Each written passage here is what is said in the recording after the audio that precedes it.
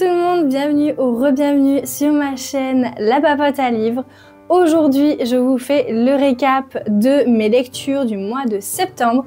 Comme vous pourrez le voir, il y a beaucoup de graphiques pour ce mois-ci.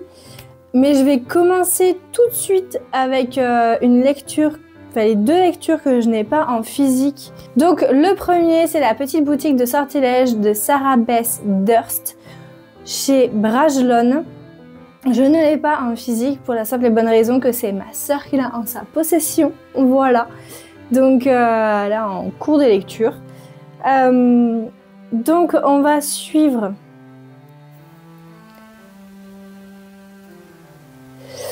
On va suivre Kiela, qui est une bibliothécaire dans une grande ville, sauf que voilà, il y a une révolution. La bibliothèque est incendiée. Ça faisait longtemps qu'elle commençait à préparer des petites caisses, des grosses caisses, une par une, accompagnées par Kaz, donc sa plante qui parle et qui est super intelligente, que j'adore au possible. Et en fait, ils arrivent à s'enfuir et elle se dit ok, ben on va retourner sur l'île où je suis née, où j'ai grandi. Et elle retrouve la maison que ses parents lui ont léguée à leur mort. Et elle se dit bah voilà, je vais vivre là tranquillement, dans ma petite bulle, sans embêter personne, sans voir personne.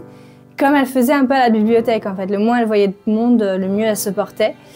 Et bah, c'était compté sans compter sur Laran Laran.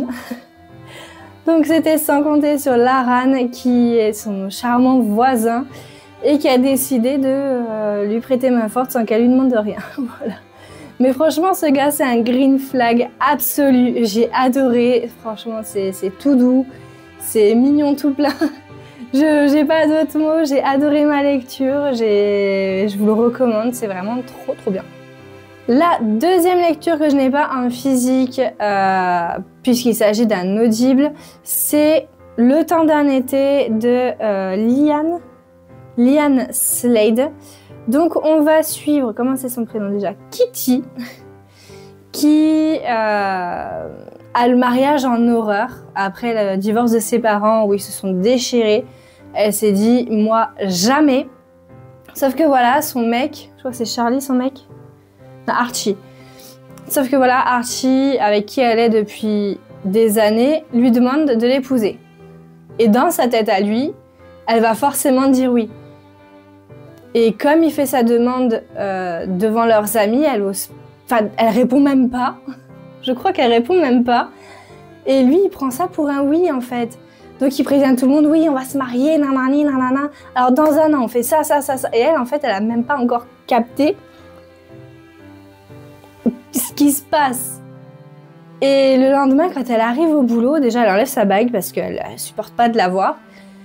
Et surtout, elle fait une crise de panique parce que son mec lui envoie des messages en mode « Alors, j'ai prévenu ma mère, elle veut te voir pour parler des fleurs, pour parler du traiteur, pour parler... » Et en fait, ça lui fait une crise de panique. Et là, on a Léo,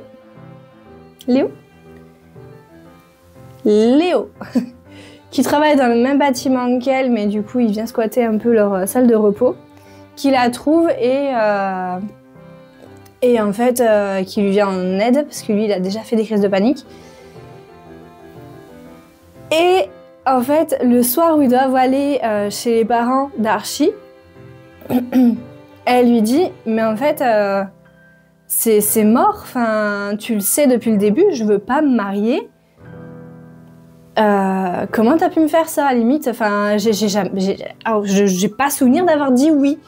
T'es parti, tout ça. Il lui dit, ouais, non, mais ça craint, nanani, nanana. Et là, il lui dit, écoute, on fait un break, on se donne l'été, et puis chacun de son côté, on s'appelle pas, on se voit pas, y a rien, et on se retrouve le 1er septembre et on voit ce que ça donne.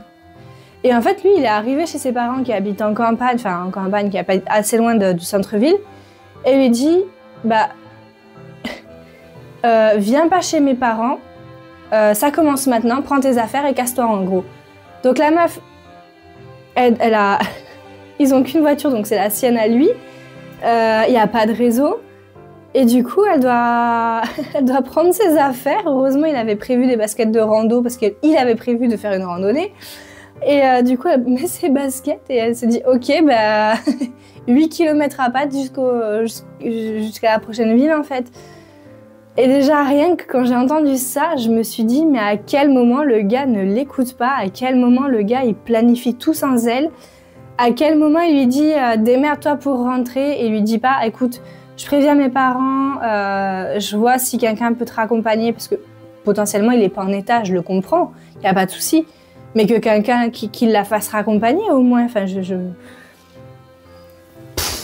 Et du coup, pendant ce fameux mois, elle a l'impression que son monde s'effondre parce que bah, sa vie tournait autour de lui. Et en fait, ils vont commencer à discuter avec le fameux Léo et voilà. Après, j'ai beaucoup aimé parce qu'au-delà de la romance, elle apprend à se découvrir elle-même, à savoir ce qu'elle veut, ce qu'elle ne veut pas, et à affirmer ses choix surtout. Et ça, c'est trop bien. Franchement, la fin m'a fait kiffer de fou, et franchement, j'ai adoré. Donc, bonne découverte.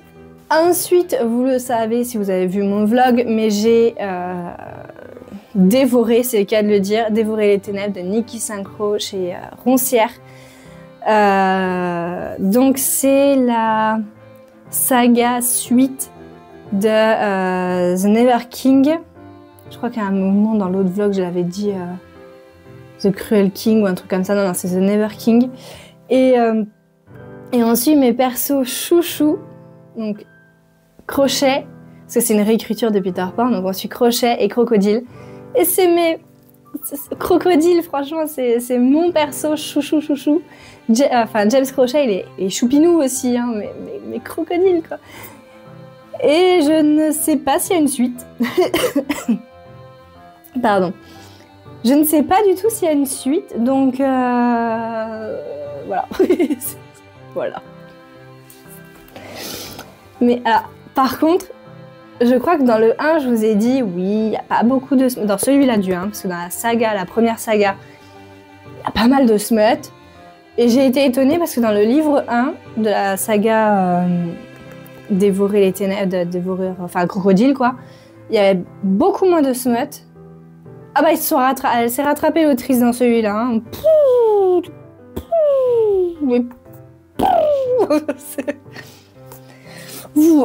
Voilà. Après, j'aime beaucoup... Enfin, non, attention. Il y a du smut, oui, mais c'est toujours consenti, c'est toujours... c'est un peu dark, mais malgré tout, ça reste green flag, parce que c'est... Enfin, en plus, le crocodile le dit bien, en mode « je ne ferai jamais quelque chose que tu n'as pas envie que je te fasse ». Et c'est tellement génial. C'est un univers très dark, et pourtant, ils sont très green flag dans leur manière de se meter à tout. Je sais pas comment dire autrement. Mais voilà. J'ai aussi, du coup, dévoré Trop de Alice Doublier, et franchement, chez Bragelonne.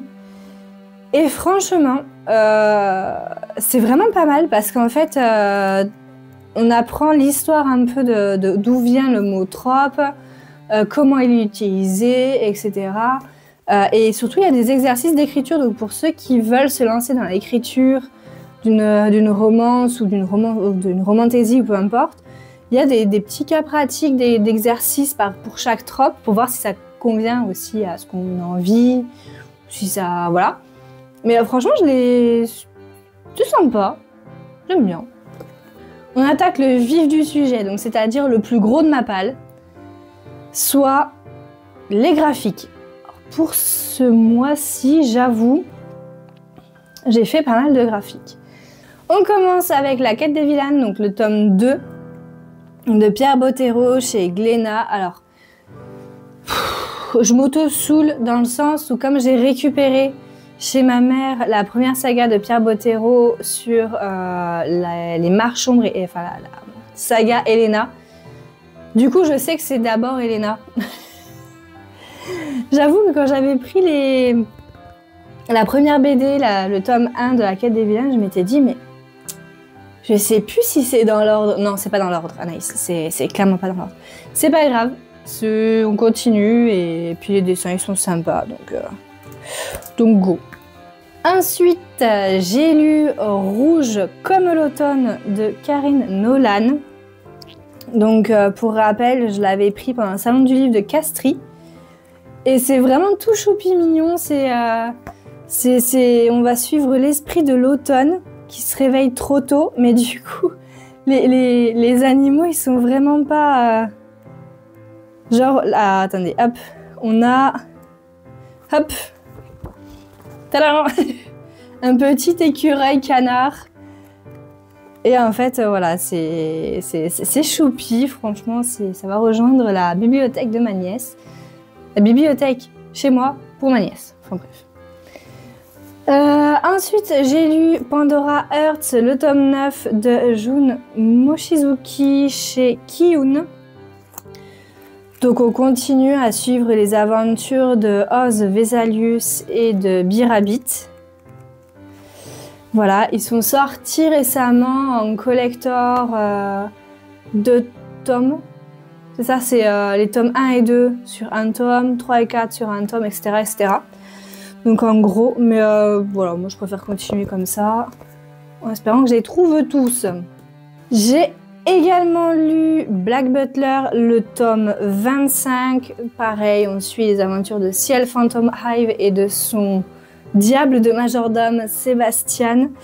On n'est pas sur la conclusion de l'arc avec l'autre bizarro là. Ça vous aide, hein. Avec mince, comment il s'appelait? Je sais plus. Mais on n'a pas encore fini l'arc que je suis en train de lire.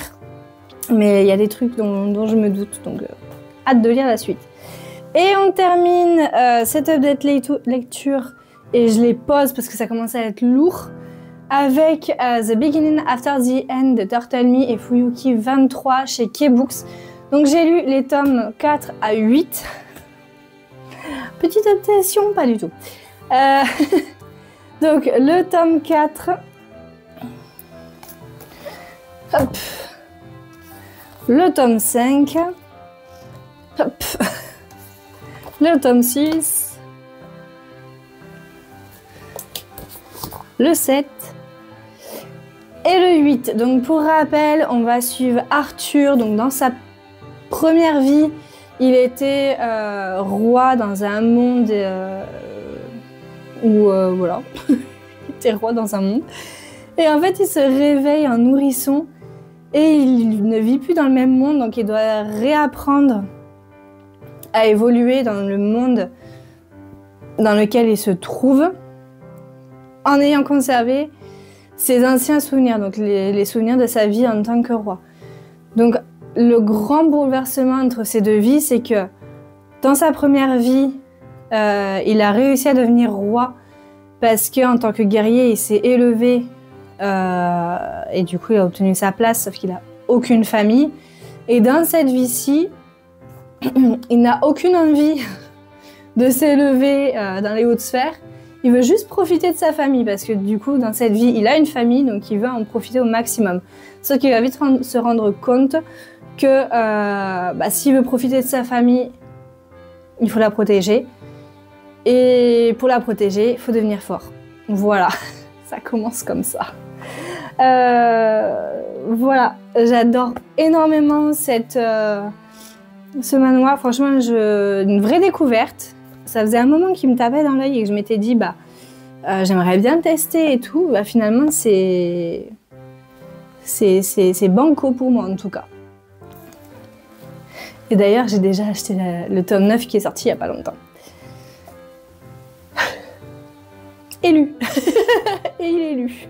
Bon allez, je ne vous retiens pas plus longtemps. J'espère que vous avez apprécié cette vidéo. Dites-moi en commentaire s'il y a des livres que vous avez lus ou qu'est-ce que vous avez lu pendant septembre.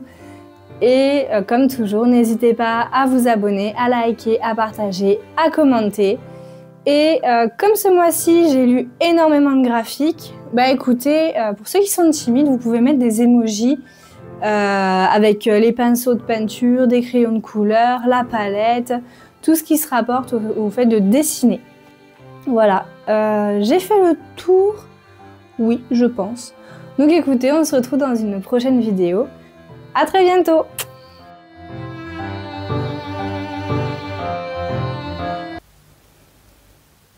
Ah bah oui, parce que c'est le tome 4. Attends. Oh merde. Ah, crotte. Ah, crotus, crotus. Oh, ça sent bien le brocoli.